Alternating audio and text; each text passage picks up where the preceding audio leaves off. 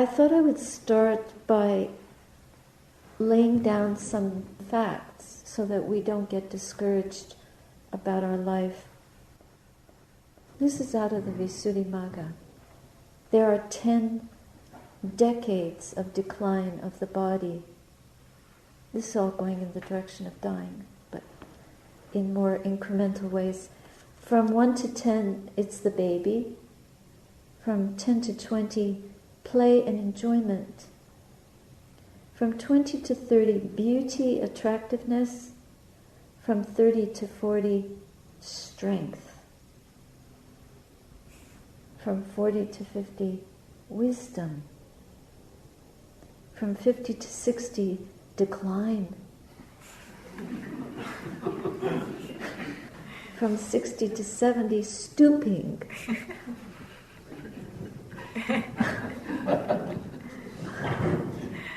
From 70 to 80, bent over.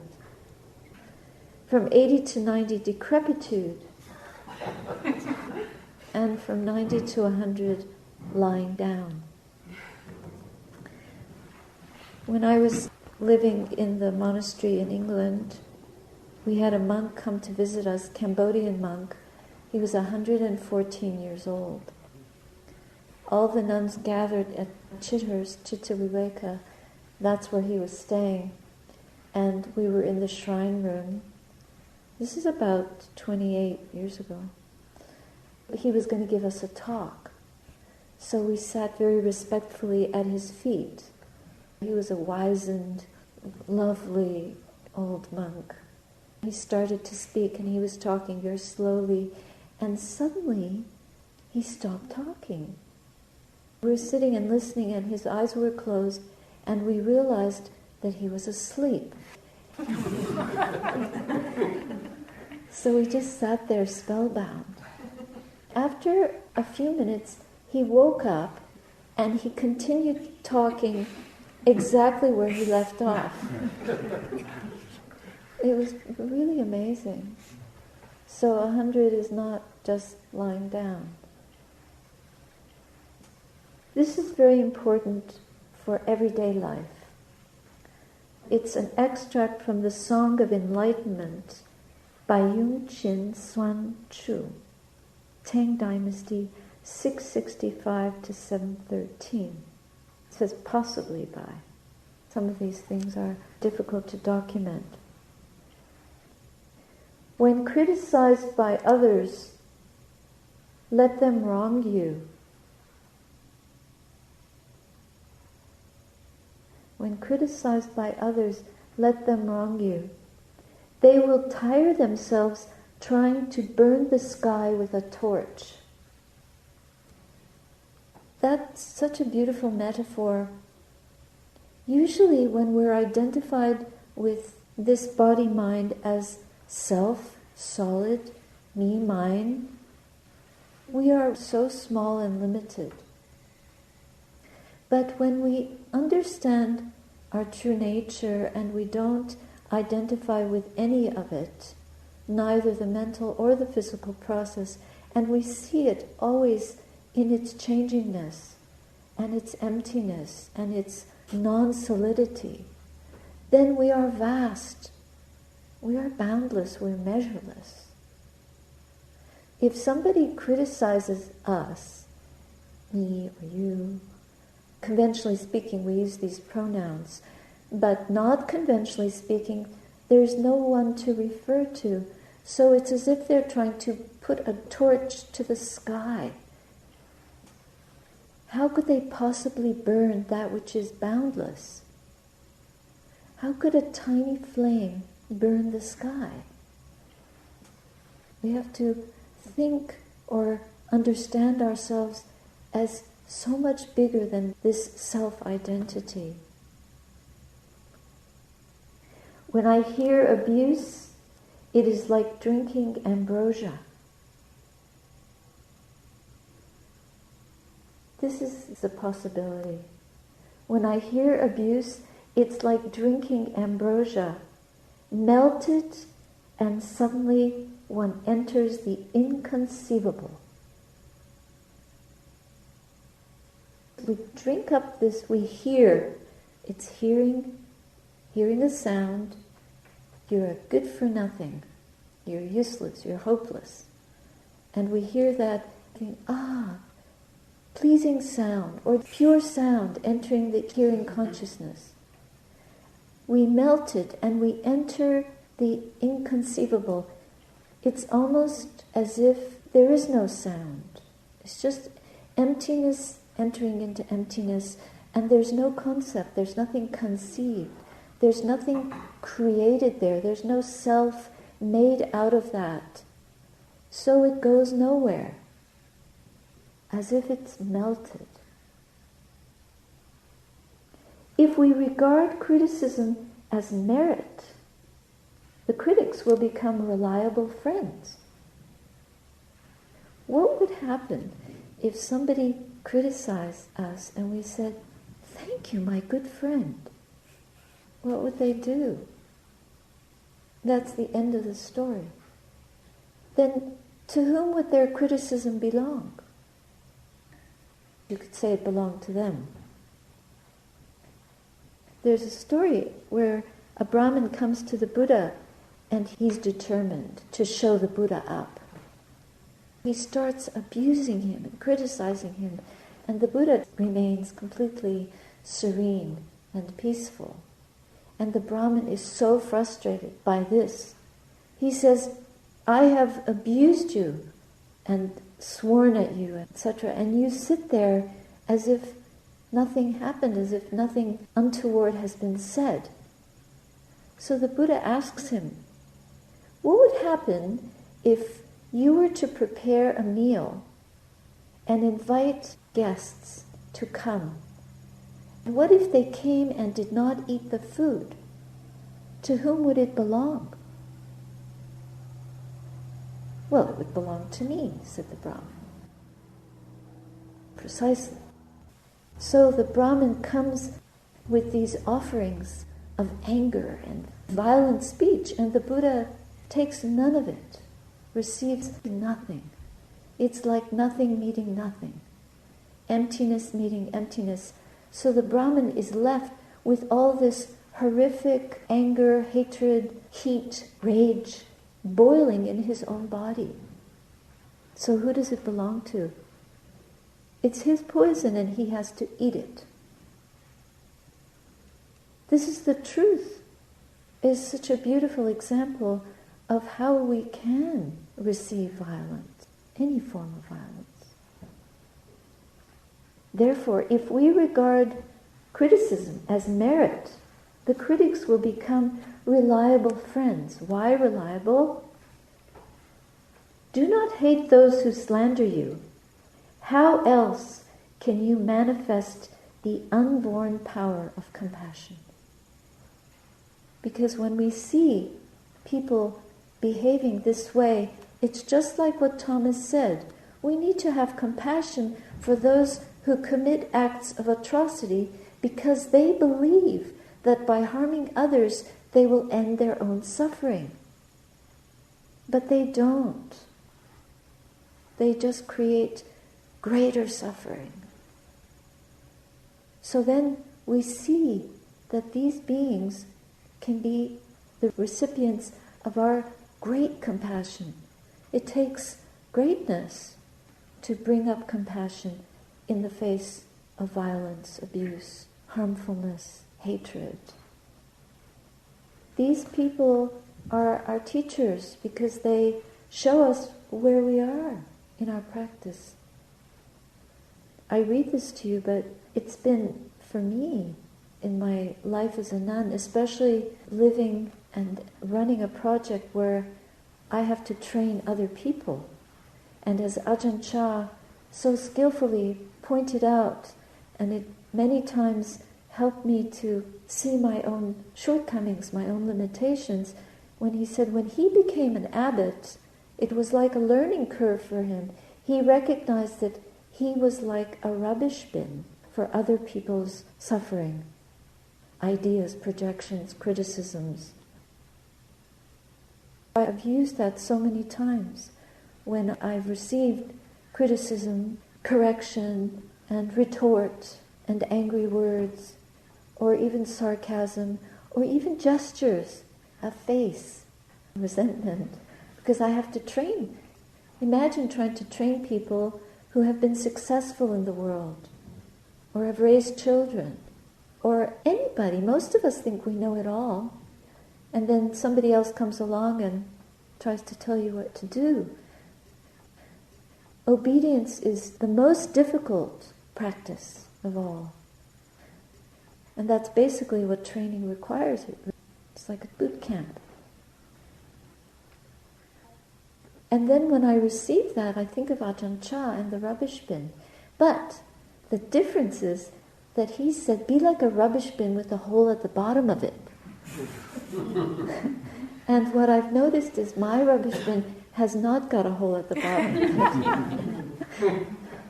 But I'm working on it. That's the secret, is to let it go. Be like a rubbish bin with no bottom. So you can just keep receiving and using that as compost to fertilize the great compassion in the heart. Once in a while, I get it. But it takes so much practice. The people that come for training, I realize that they're my teachers. And I sometimes tell them that, but I try not to tell them that too often. Whatever you do, don't shut off your pains. Accept your pain and remain vulnerable. However desperate you become, accept your pain as it is, because it is in fact trying to hand you a priceless gift, the chance of discovering through spiritual practice what lies behind sorrow. That reminds me of a line by Rumi, joy is hidden in sorrow. Yeah. And here's a confirmation of what I just spoke about. This is from Tukse Rinpoche. The great enemy to spiritual progress is the belief that you know already. Knowledge is unfolded. Pray to be willing at every stage to be ignorant so that you can really be taught.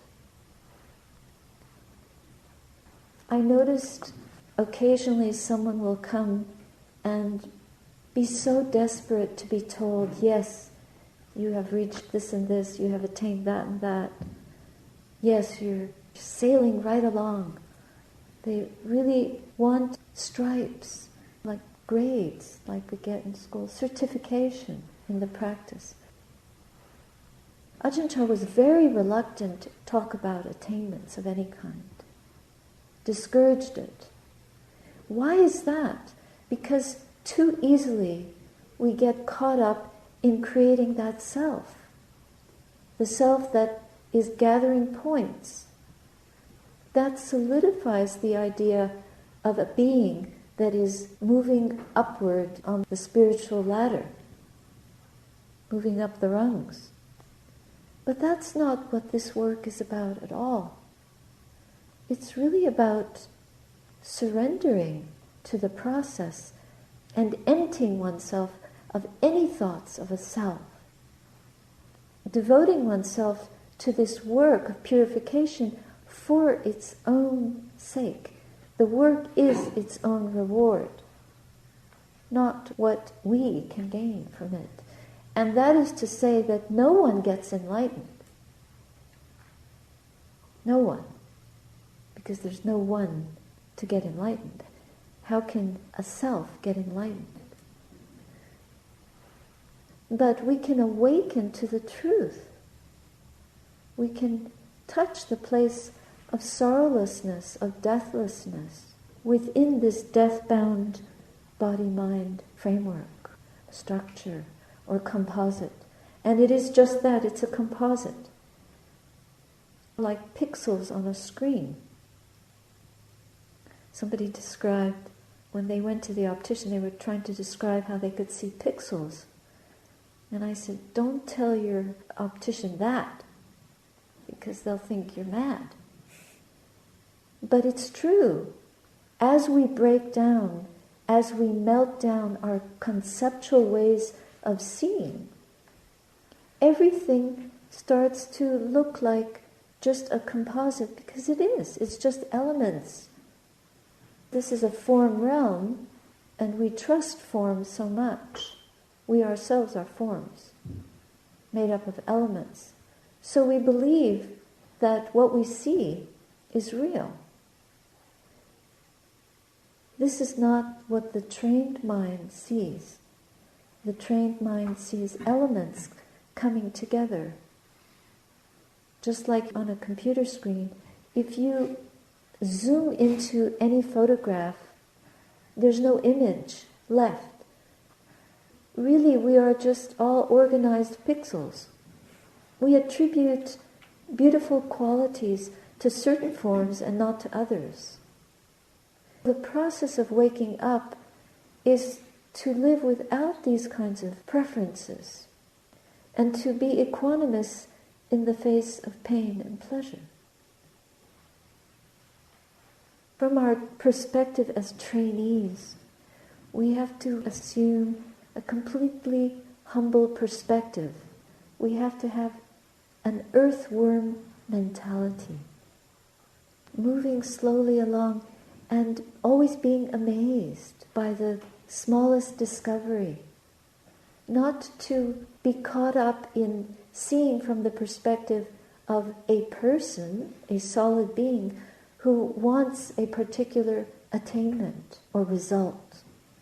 So not to evaluate in terms of results, but just in terms of pure presence. No future, no past, no story, no his story. Isn't it wonderful not to have a story? Everybody has a story.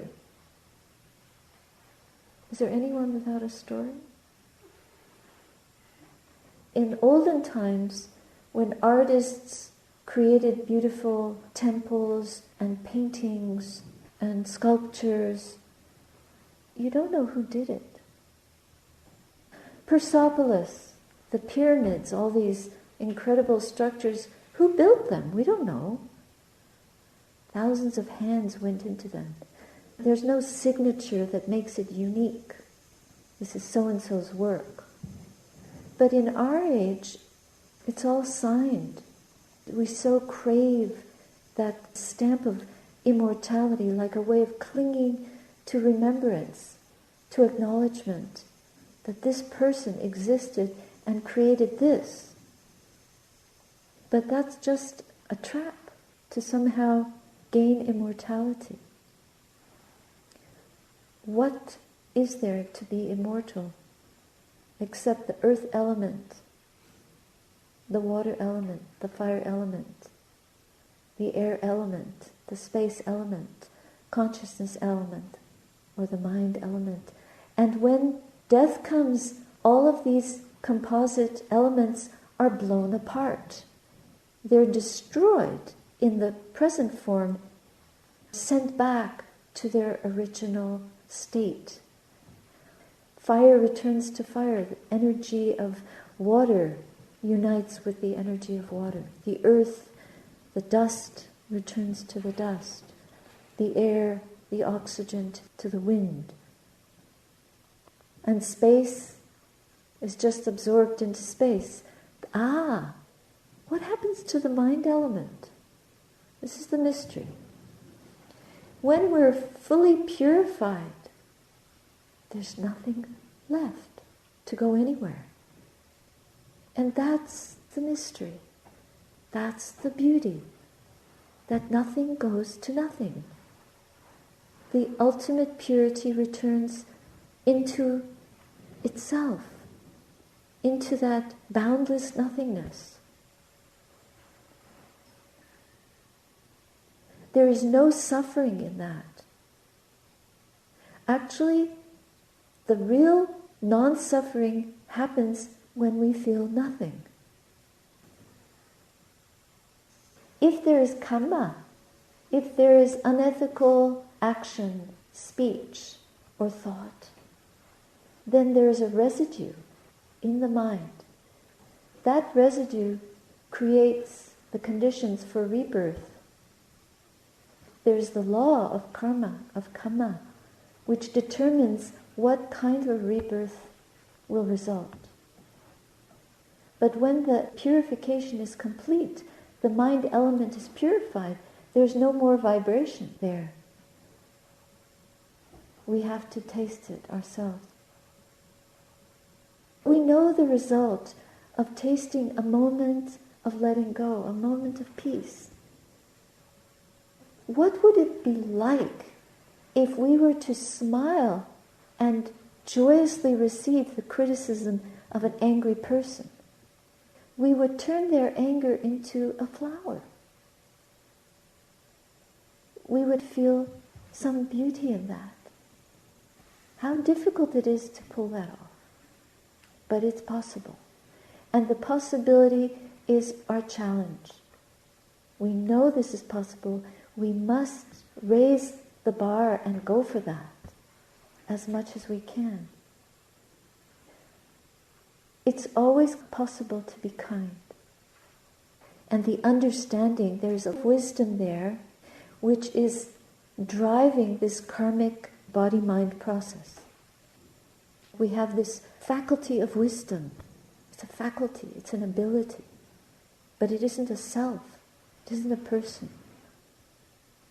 There is a freedom from being, from having to be or not be, or to be anything at all. And we can see that when we come to a little bit of peace in the heart, and we're not clinging to anything, there's no suffering. We have a moment of being let out of prison. There's tremendous freedom in that. So the language of English, of nothingness, doesn't really convey it. Nibbana means the going out, the burning up. There's no more fuel to burn.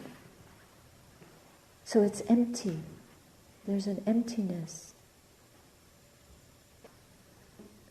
Through the intuitive insight, these things will become apparent.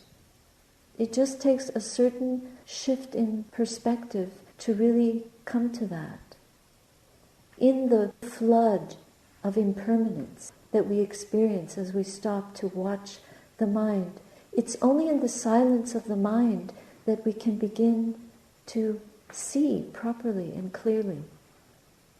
Otherwise, there's too much distraction, too much noise, too much self, too much clinging. But in the silence, we begin to get a taste of that emptiness, that boundlessness. And that will lead us on. Don't try to think your way through it. It's not rational. It's a wisdom that is intuitive. Have you ever heard of the mantra Gate Gate Para Gate Para Samgate Bodhi Swaha? Pure presence is transcending, ever transcending, transcending transcendence, transcending even the transcendence of transcendence. Now who can understand that? So Kobuchino Roshi was asked by a student, what does Gate Gate Para Samgate Bodhi Swaha mean? And the Roshi says, it doesn't mean anything. It means absolutely nothing. Actually, it means everything is falling apart. There is nothing to hold on to. It means fall apart.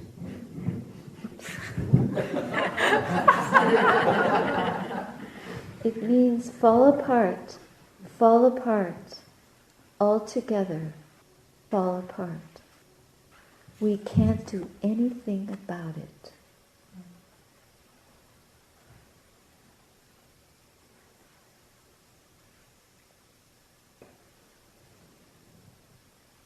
I think I'll stop there. Sadhu, sadhu.